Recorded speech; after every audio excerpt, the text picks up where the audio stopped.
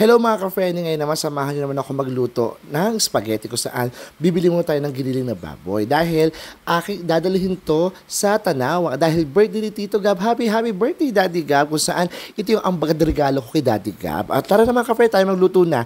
O syempre, ito na nga, naghiwa na ako ng sibuyas sa kabawang at mga hotdogs na kailangan. Syempre, nilinis ko na rin yung giniling na baboy na kung saan ating gagamiting sangkap sa ating spaghetti. Ayun ang bonggang-bongga. Syempre, kailangan special to sa lahat kasi kakain yung mga friends ko. Kailangan gandahan natin ng presentation. Kailangan sarapan natin ng bonggang-bongga. Di ba mga ka-friend? Unang lagay natin, isang pack na bitchin agad.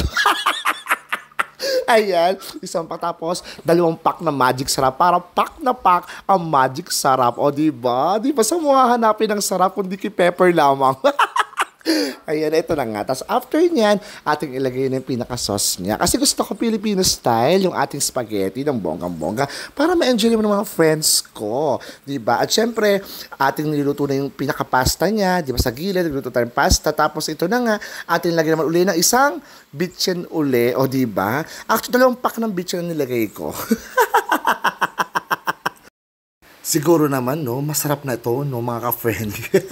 As in, lasap na ang sarap ng ating spaghetti a la pepper. Kaya mga ka-friend, sana mag-enjoy mga kaibigan ko sa aking hinandang spaghetti. Happy birthday, Daddy!